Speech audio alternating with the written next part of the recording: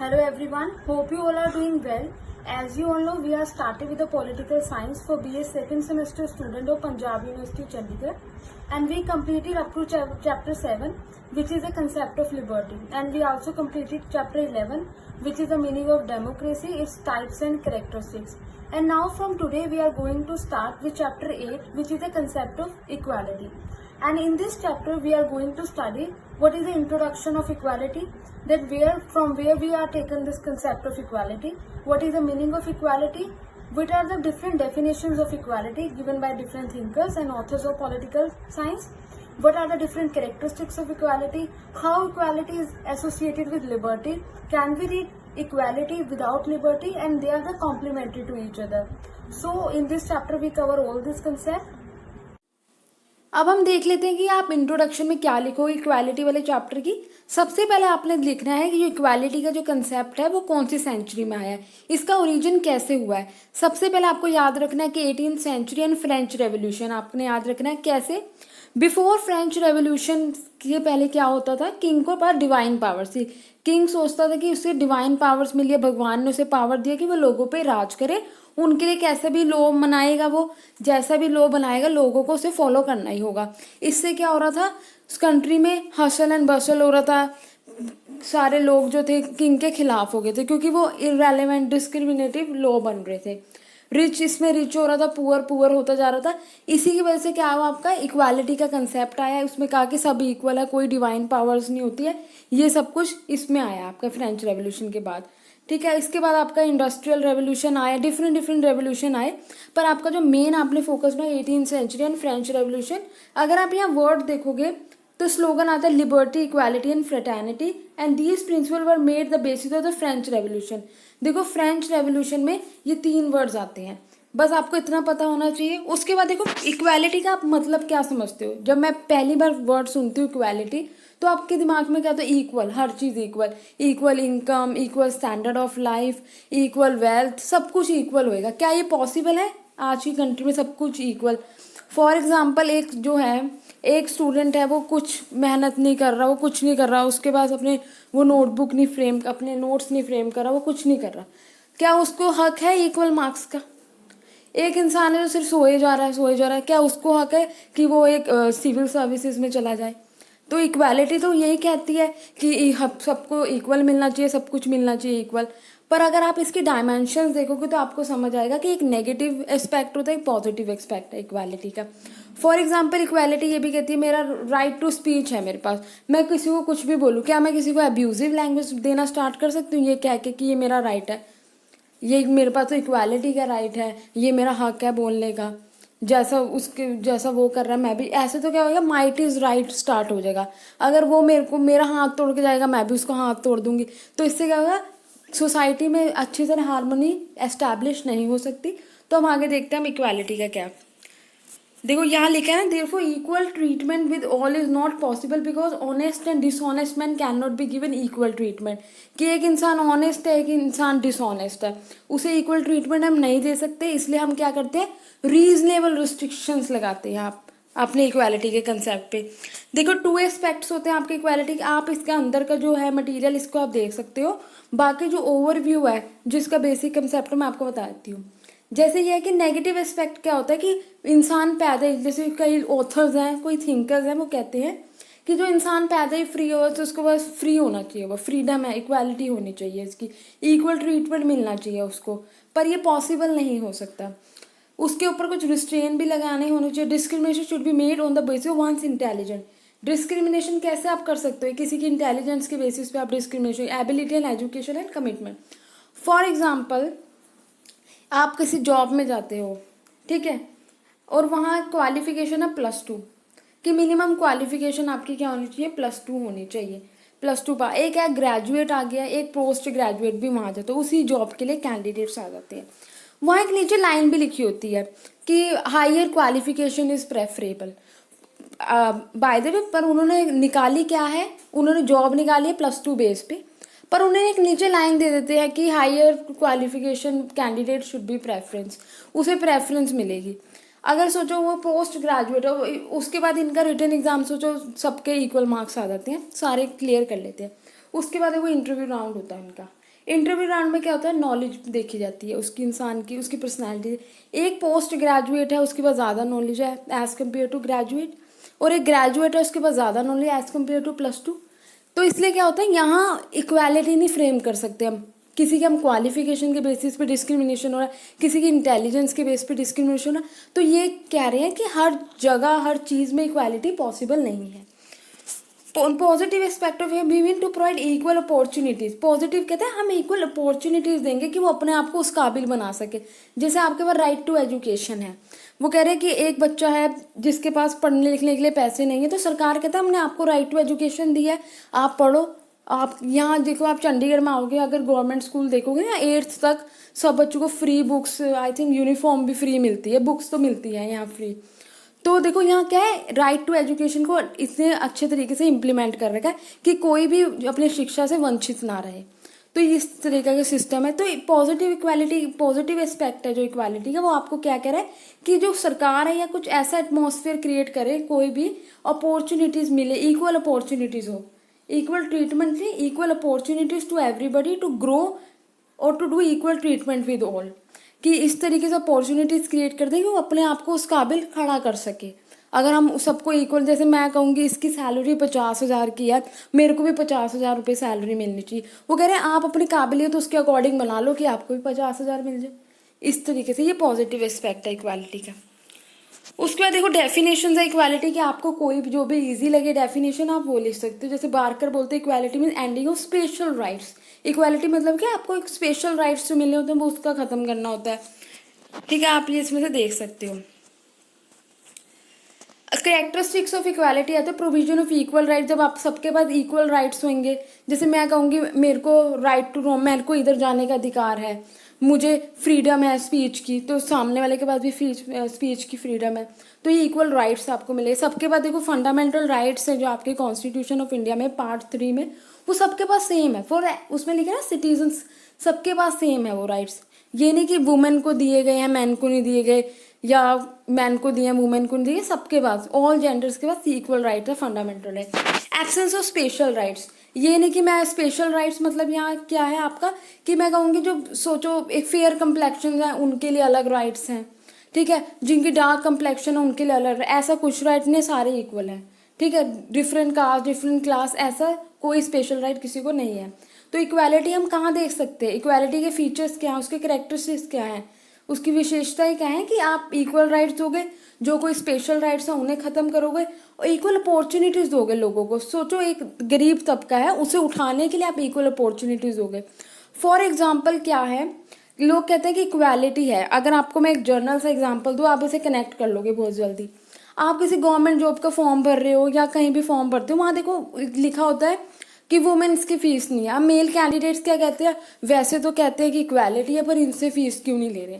देखो क्यों नहीं ले रहे इनसे फीस वुमेन कैंडिडेट से, क्योंकि आज भी वुमेन्स को क्या है, deprived section of the society माना जाता है। आज़ादी के इतने साल भी देखो देखा जाए तो कि 75 से 80% जो वुमेन है आज भी हाउस होल्ड वर्किंग में है, पढ़ लिखने के बाद भी क्या कर रही है, वो घर का काम कर रही है। तो गवर्नमेंट है जो सोसाइटी है वो चाहती है कि वो अपनी नॉलेज को यूज़ करें, उनको इस तरीके से बेनिफिट देके कि आपकी फीस नहीं है फॉर्म में, वो आखिर भरे फॉर्म, निकले जॉब के लिए, आए बाहर। तो इन सब चीज़ों के लिए डिप्राइव्ड सेक्शन को अपलिफ्ट करने के लिए, जैसे अगर आप बात करो SC ST की रिजर्वेशन इसलिए है, वुमेन्स की रिजर्वेशन इसलिए है कि उनको इक्वल अपॉर्चुनिटीज दे रहे हैं कि अगर वो अब डिप्राइव्ड हैं तो अपना थोड़ा उद्धार या अपलिफ्ट वो कर सके, ये रीज़न है। तो रीजनेबल अनइक्वालिटी हो सकती है। Fulfilment of minimum needs, equality कब होगी आपकी, जब आपके पास मिनिमम आपकी नीड्स पूरी कर जा रही है। मिनिमम नीड्स से आप क्या, रोटी कपड़ा मकान एटलीस्ट तो हो, मिनिमम नीड्स इंसान की ये है। ठीक है, absence of class division, class divisions नहीं होना चाहिए, जैसे आपका poor class, rich class, middle class, ये क्लास डिवीजन नहीं होना चाहिए। यहाँ हम इक्वालिटी के कंसेप्ट की बात करें। डिस्क्रिमिनेशन ऑन रेलेवेंट ग्राउंड, वो कह रहे हैं डिस्क्रिमिनेशन करो पर रेलेवेंट ग्राउंड पे करो।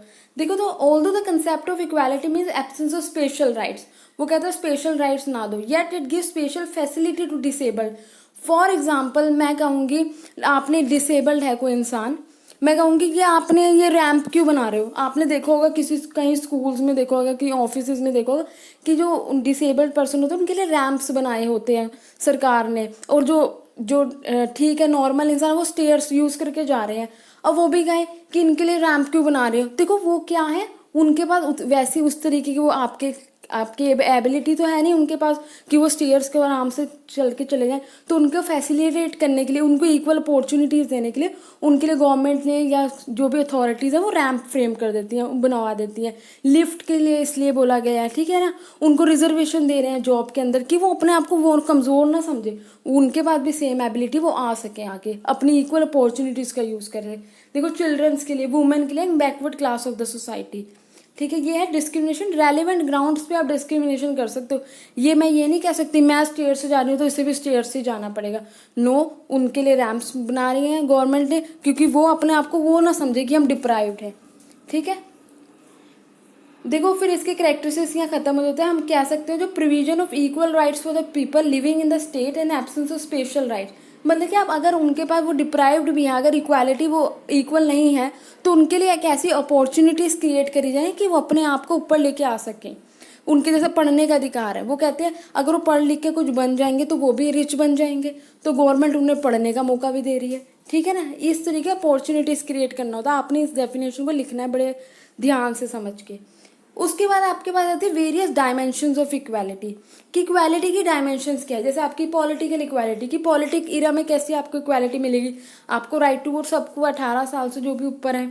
फॉर एग्जाम्पल सिविल इक्वालिटी, आपको घूमने फिरने का अधिकार है, राइट टू रिसाइड है कहीं भी। आपको ये तो नहीं बोला कि जो मनाली है सिर्फ यही क्लास के लोग जाएंगे, शिमला यही लोग जा सकते हैं, जी कोई भी जा सकता है कंट्री का जिसने जहाँ घूमना है, ठीक है। सोशल इक्वालिटी की बात करी जाती है, नेचुरल इक्वालिटी की बात करी जाए, इकोनॉमिक इक्वालिटी। सबसे पहले देखो हम लीगल डायमेंशन देख लेते हैं। Equality before the law does not guarantee equal treatment by the but equal access to law.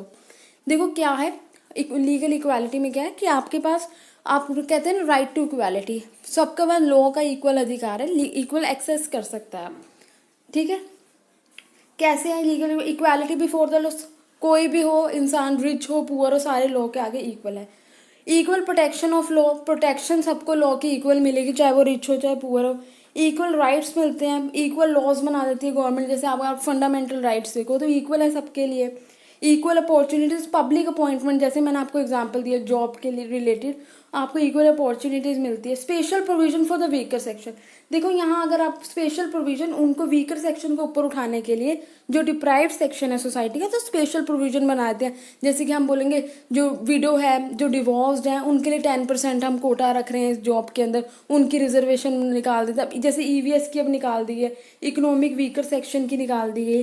तो ये क्यों कर रहे हैं, किस ग्राउंड पे कर रहे हैं, ये कौन से ग्राउंड पे कर रहे हैं कि हम डिप्राइव्ड सेक्शन को ऊपर उठाने के लिए ये सब कुछ प्रोविजंस बना रहे हैं। देखो प्रोहिबिशन ऑफ डिस्क्रिमिनेशन, डिस्क्रिमिनेशन नहीं कर सकते। जैसे आपका बना है अनटचेबिलिटी एक्ट भी बना आपका, ठीक है। आपके फंडामेंटल राइट, आपके रिट्स हैं, अगर आपका कोई भी फंडामेंटल राइट्स छीनने की कोशिश करता है, राइट टू लाइफ हो गया जैसे, ठीक है, आप हाई कोर्ट में जा सकते हो, सुप्रीम कोर्ट में जा सकते हो उनके खिलाफ याचिका लेके, अपनी ना रिट्स लेके। एब्सेंस ऑफ स्पेशल प्रिविलेजेस खत्म कर देते हैं। रैशनल बेसिस होता है आपका, क्या है रैशनल बेसिस है डिस्क्रिमिनेशन का, इरैशनल बेसिस नहीं है, रैशनल बेसिस है डिस्क्रिमिनेशन का। अब एसेंशियल कंडीशन टू इंश्योर, कौन कौन सी कंडीशंस होंगी जहां मैं बोल सकती हूँ मुझे लीगल इक्वालिटी मिल सकती है।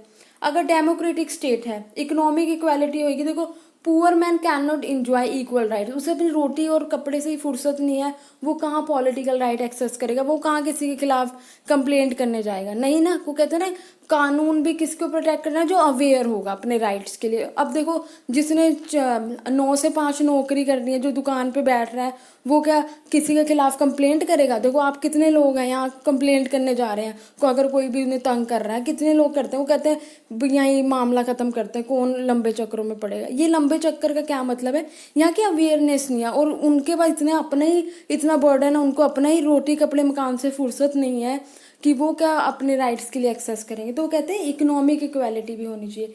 इंडिपेंडेंट जुडिशरी जो होनी चाहिए, इंडिपेंडेंट होनी चाहिए, क्योंकि कहते हैं ना अगर हम जज ही हमारे इम्पार्शल, अगर पार्शलिटी करेंगे तो लोगों का विश्वास उठ जाएगा न्यायपालिका से कि न्याय तो हमें मिल नहीं रहा। तो इंडिपेंडेंट होनी चाहिए judiciary. Right to constitutional remedies, जैसे आपके पास रिट्स हैं, आप उनके वहाँ जा सकते हो, provision of free legal aid, जैसे अगर आप आर्टिकल 39 ये पढ़ोगे, directive principle of the state policy आपके कॉन्स्टिट्यूशन में, तो यहाँ प्रोविजन है फ्री लीगल एड। जैसे कोई गरीब तबका है, उसने अगर केस करवाना है, किसी पे केस करना है अपने लीगल राइट के लिए, तो सरकार उसे वकील प्रोवाइड करती है, सरकारी वकील। अगर आप चंडीगढ़ आओगे, यहाँ स्टेट लीगल सर्विस अथॉरिटी है, ठीक है, यहाँ आपको आप एप्लीकेशन डालोगे, अपनी एप्लीकेशन वगैरह डाल के यहाँ आपको एडवोकेट अवेल कर देती है गवर्नमेंट। उसके बाद आपके पास कॉन्स्टिट्यूशनल सुप्रीमेसी है कि कॉन्स्टिट्यूशन है वो सुप्रीम है और कोई सुप्रीम नहीं है, ठीक है। उसके बाद आती है पॉलिटिकल डायमेंशन ऑफ इक्वालिटी, कि पॉलिटिकली हम कैसे इक्वालिटी को बोल सकते हैं, कि उनके बाद देखो इक्वल राइट्स होंगे, political rights, right to vote जैसे मैंने आपको बताया था, राइट टू कंटेस्ट इलेक्शन, कि आपको इलेक्शन कंटेस्ट करने का अधिकार है, कि कोई भी खड़ा हो सकता है इलेक्शन में, ठीक है। Right to hold public office hold कर सकते हैं, राइट टू पिटीशन, आप पिटीशन डाल सकते हो, आप गवर्नमेंट को क्रिटिसाइज कर सकते हो, पॉलिटिकल पार्टीज फॉर्म कर सकते हो, ये क्या है, पॉलिटिकल इक्वालिटी। मैं ये नहीं बोल रही सिर्फ रिच क्लासेस ही कर सकते हैं, ठीक है, या पुअर क्लासेस ये काम कर सकती है, कोई भी कर सकता है, ये इक्वालिटी है political. Essential conditions of ensure political equality, मैं कब कह सकती हूँ कि यहाँ एसेंशियल कंडीशन बन चुकी है पॉलिटिकल इक्वालिटी की, इकोनॉमिक सिक्योरिटी होगी, अगर आप किसी की वोट खरीद रहे हो, अगर कोई इंसान है, कोई सोसाइटी है, वहाँ क्या है, इकोनॉमिक इनसिक्योरिटी, आप किसी की वोट खरीदो आराम से बैठ के, अगले दिन वो आपको जिता देगा, तो ये क्या होता है, यहाँ इसका मतलब इकोनॉमिक इनसिक्योरिटी है, तो वो अपने पॉलिटिकल राइट्स का, अपने राइट टू वोट का ढंग से इस्तेमाल नहीं कर सकते। तो सबसे पहली बात है, पॉलिटिकल इक्वालिटी इस्टेब्लिश करने के लिए सोसाइटी में आपको इकोनॉमिक सिक्योरिटी देनी चाहिए लोगों को। डिसेंट्रलाइजेशन ऑफ एडमिनिस्ट्रेशन, डिसेंट्रलाइज मतलब छोटे छोटे लेवल्स पे आपका बटा होना चाहिए एडमिनिस्ट्रेशन, जैसे आपका इंडिया में पंचायत है, ठीक है, अर्बन एरिया में म्यूनसिपैलिटीज़ है, उसके बाद स्टेट गवर्नमेंट है, उसके ऊपर स्टेट गवर्नमेंट के ऊपर क्या सेंट्रल गवर्नमेंट है, पूरा हायरार्की चल रहा है ना आपका ऐसे, तो ये आपकी पॉलिटिकल इक्वालिटी बोलते हैं यहाँ, डिसेंट्रलाइजेशन ऑफ एडमिनिस्ट्रेशन। अब है स्प्रेड ऑफ एजुकेशन, लोगों को अवेयर करो उनके राइट्स के लिए, तो ये क्या हो जाती है आपकी spread of education. Independent impartial mean mass media, जैसे आपका मीडिया अगर मीडिया ही इम्पार्शल न्यूज़ दे रहा है, एक ही पार्टी को प्रमोट करे जा रहा है मीडिया, इसका मतलब क्या है, वो मीडिया इम्पार्शल नहीं है, वो पार्शियलिटी कर रहा है, तो लोगों को वो गलत अवेयरनेस प्रोवाइड करेगा। तो सबसे पहले इंडिपेंडेंट होना चाहिए हमारा मास मीडिया, चाहे आपका मास मीडिया में रेडियो, न्यूज़पेपर, आपका कुछ टेलीविजन, कुछ भी आ सकता है। सोशल इक्वालिटी मतलब कि we can not think of politics without social equality. अगर देखो किसी के साथ कास्ट, कलर, क्रीड, रेस के साथ डिस्क्रिमिनेशन हो रहा है, एक रिलीजन के साथ डिस्क्रिमिनेशन हो रहा है, तो वहाँ पॉलिटिकल इक्वालिटी भी नहीं आ सकती। देखो ये बिल्कुल जनरल कंसेप्ट है, ये चैप्टर बिल्कुल जनरल है, अगर आप देखोगे वही रिपीटेटिव है पॉइंट्स। डेमोक्रेटिक पॉलिटी होनी चाहिए, ठीक है, लीगल इक्वालिटी वही सेम बात। सोशल डायमेंशंस क्या है आपकी इक्वालिटी के, इसके कैरेक्टरिस्टिक्स क्या होते हैं, जो स्पेशल प्रिविलेजेस मिली हुई है एक पर्टिकुलर तबके को वो एंड हो जाए, डिस्क्रिमिनेशन ना हो कास्ट, कलर, क्रीड के बेसिस पे, ठीक है, ये नहीं होना चाहिए। Free access to public places, public places पे जाने का मेरे को फ्री एक्सेस हो। फॉर एग्जांपल अगर मैं कहूँगी आपको ये पब्लिक पार्क बना रखा है मैंने, पर यहाँ सिर्फ रिच क्लास आ सकती है, ऐसा नहीं है, कोई भी जा सकता है, तो ये क्या होगा, free access to public places. No discrimination on the basis of gender, कि जेंडर के बेसिस पे डिस्क्रिमिनेशन नहीं हो सकता। Equality of opportunity, public employment में इक्वालिटी देनी चाहिए, on the basis of caste, colour, creed के बेसिस पे पब्लिक एम्प्लॉयमेंट से नहीं निकाल देना चाहिए। मैं ये नहीं कहूँगी ये सिर्फ फेयर कम्प्लेक्शन के लिए जॉब है, ठीक है, ये इसकी पर्टिकुलर हाइट होगी इस पर्सन की तो वो आ सकता है, तो वो कोई पर्टिकुलर जॉब्स होती है उनके लिए रिक्वायरमेंट होती है, पर ये कलर के बेसिस पे, रिलीजन के बेसिस पे मैं ये इन चीज़ों में नहीं आ सकते हैं, ठीक है, कि हम ये सिर्फ हिंदूज को देंगे ये जॉब, ये सिर्फ मुस्लिम्स को देंगे, ये सबको डिस्क्रिमिनेशन नहीं होना चाहिए। Provision of protective discrimination, protective discrimination मतलब क्या, कि एक पर्टिकुलर सोसाइटी और वीकर सेक्शन को अपलिफ्ट करने के लिए गवर्नमेंट जो है आपका डिस्क्रिमिनेशन कर सकती है। जैसे मैंने बताया रिजर्वेशन की जो बात है, आप यहाँ रिजर्वेशन लिख सकते हो आराम से एग्जाम्पल में, ठीक है, SC/ST के लिए रिजर्वेशन है। EVS जो न्यू कंसेप्ट आया EVS का, वो प्रोटेक्टिव डिस्क्रिमिनेशन में आते हैं, ये सब किस में आते हैं, प्रोटेक्टिव डिस्क्रिमिनेशन में आते हैं। उसके बाद नेसेसरी कंडीशंस क्या है आपकी सोशल इक्वालिटी को, देखो इक्वालिटी की एक सेंस होनी चाहिए लोगों में, इकोनॉमिक इक्वालिटी तो बहुत ज़रूरी है, एजुकेशन होनी चाहिए लोगों में, सुपरस्टिशंस ख़त्म कर दे, कि ये जो लोग सुपरस्टिशंस करते हैं इन सबको भी ख़त्म करें, कि जब अवेयर हो, रैशनल बीइंग बने। पॉलिटिक्स ऑफ कास्ट, कास्ट के बेस पे हम वोट ना मांगे, ये भी ख़त्म हो जाना चाहिए। सेकुलराइजेशन ऑफ पॉलिटिक्स, सेकुलराइजेशन मतलब कि कोई रिलीजन के बेस पे ना हम वोट माने कि नहीं हिंदू वोट तो हिंदू को जाएगी, सिख वोट सिख को जाएगी, मुस्लिम वोट मुस्लिम को, तो ये सब कुछ चीज़ भी खत्म हो जानी चाहिए। डेमोक्रेटिक पॉलिटी, डेमोक्रेटिक होनी चाहिए पॉलिटी, रिप्रेजेंटेटिव पॉलिटी होनी चाहिए। ये नहीं कि एक परिवार का इंसान जो बने जा रहा है उसका ही पोता बनेगा, उसका ही बेटा बनेगा उस पार्टी का लीडर, ये नहीं होना चाहिए। डेमोक्रेटिक पॉलिटी होनी चाहिए। प्रोविजन ऑफ इक्वल राइट्स मिलने चाहिए सबको। अब आपको पता है इकोनॉमिक डायमेंशन क्या है आपका इक्वालिटी का। इकोनॉमिक डायमेंशन क्या है? इकोनॉमिक इक्वालिटी मतलब doesn't mean equal distribution of money. इसका मतलब ये नहीं होता कि आपको पैसे सबको इक्वल बांटना शुरू कर देगी। मतलब इसका मतलब यह है कि every person should have equal chances to earn his livelihood. इसको इक्वल चांस देंगे, इक्वल अपॉर्चुनिटीज देंगे कि वो भी अर्न कर सके। 24 घंटे आपके पास भी है, 24 घंटे मेरे पास भी है, तो ये वाला कंसेप्ट चल रहा है यहाँ, ठीक है। अब उसके बाद कैरेक्टरिस्टिक्स क्या है इकोनॉमिक डायमेंशन ऑफ इक्वालिटी के। इक्वल अपॉर्चुनिटीज देंगे हम उसके लाइवलीहुड को, उसके स्टैंडर्ड ऑफ लिविंग को बढ़ाने के लिए, ठीक है। उसको equal wages for the same job, same job को आप इक्वल वेजेस दोगे। ये जो इक्वल काम कर रहा है, फॉर एग्जाम्पल एक ड्राइवर है वो भी 10 किलोमीटर रोज का चला रहा है, एक वुमेन ड्राइवर है वो भी 10 किलोमीटर उसी कंपनी में काम कर रही, वो भी उतना ही चला रही है। ये नहीं कि मैं कहूँगी जो मेल है उसे मैं 15,000 रुपये दूंगी और जो फीमेल है मैं उसे कहूँगी 7-8 हज़ार रुपये ले लो, ऐसा नहीं। Equal wages for the same job के लिए। Fulfilment of basic needs, fulfil आपकी बेसिक नीड्स में आता है फूड, क्लोथ एंड सेंटर, जो है आपकी वो बेसिक नीड्स है एवरी इंडिविजुअल की, तो ये तो पूरी होनी चाहिए। डिफरेंट डिफरेंट देखो योजनाएं बना रखी है सरकार ने, अंत्योदय योजना होगी, ठीक है। अभी उनको जो बीपीएल परिवार है और जो भी डिप्राइव्ड सेक्शन है सोसाइटी के, उनको क्या हो रहा है, जो लॉकडाउन में भी उन्हें फ्री राशन देना, तो ये सब कुछ क्या है, ये डिस्क्रिमिनेशन नहीं है कि एक पार्टी के उन वो इतने गरीब हैं, इतने डिप्राइव्ड सोसाइटी सेक्शन है वो सोसाइटी के, उन्हें अपलिफ्ट करने के लिए तो गवर्नमेंट ये काम कर रही है। टू रिड्यूस इकोनॉमिक इनइक्वालिटीज को रिड्यूस करे। प्रोविजन ऑफ इकोनॉमिक सिक्योरिटी दे, जैसे पेंशन देते हैं हम, कहते हैं ओल्ड एज पेंशन है, अनएम्प्लॉयमेंट के केस में दे रहा, अनएम्प्लॉयमेंट केस में बेरोजगारी भत्ता, ये सब कुछ सुना होगा। तो ये क्या है, इकोनॉमिक सिक्योरिटी दे रहे हैं कि वो अपनी लाइवलीहुड तो जी सके। जस्ट डिस्ट्रीब्यूशन ऑफ वेल्थ, कि जस्ट डिस्ट्रीब्यूशन होनी चाहिए वेल्थ का। ये नहीं कि सरकार के या अपने देश के जितने भी रिसोर्सेज है जो रिच पीपल यूज करते रहे। आपने इनको पर्टिकुलर स्कीम्स के साथ जोड़ के देखना, जर्नल और प्रैक्टिकल एग्जांपल्स के साथ जोड़ के देखना, तो ये जो कंसेप्ट है इक्वालिटी का आपको ईजिली समझ आ जाएगा। Just ownership over the means of production पे, ओनरशिप आपकी जो मीन्स ऑफ प्रोडक्शन पे, जैसे आपका नेचुरल रिसोर्सेज अगर हम बात करें पेट्रोलियम पे हो गया, आपके पास डिफरेंट डिफरेंट नेचुरल रिसोर्सेज हैं, उन पे जस्ट ओनरशिप होनी चाहिए।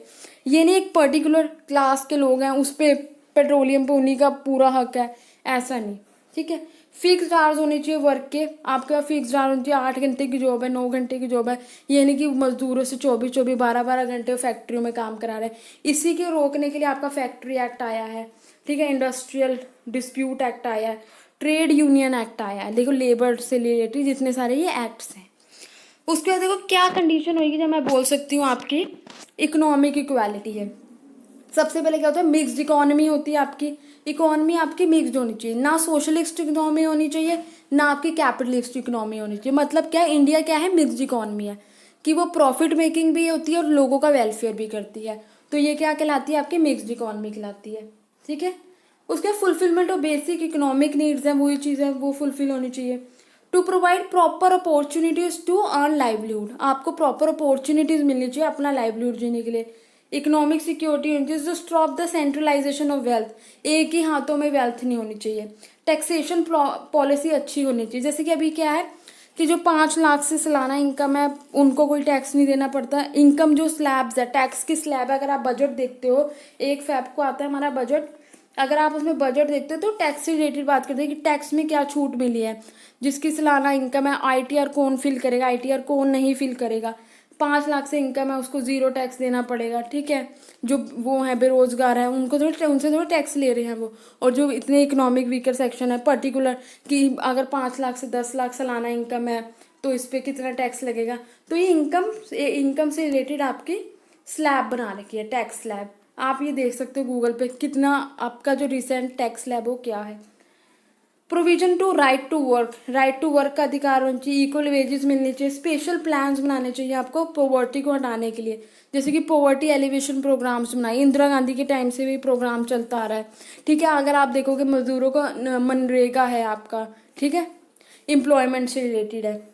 लैंड रिफॉर्म्स करने चाहिए। अगर आप देखोगे कि आपके 2030 में लैंड एक्विजिशन एक्ट भी आया था कि गवर्नमेंट लैंड ले सकती है।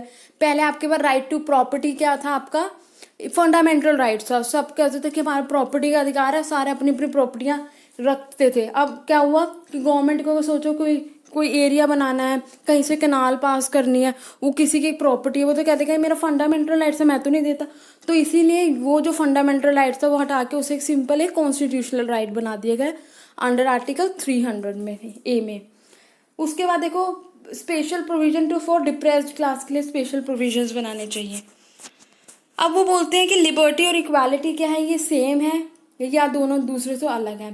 देखो जब हम लिबर्टी की कब बात कर सकते हैं, हम ना जो ये कंसेप्ट है लिबर्टी एंड इक्वालिटी वाला, ये हम अपने पार्ट 2 में जो वीडियो की वहाँ डिस्कस करेंगे। वेरी इंपॉर्टेंट पार्ट है और इसमें से आपका क्वेश्चन आता ही आता है।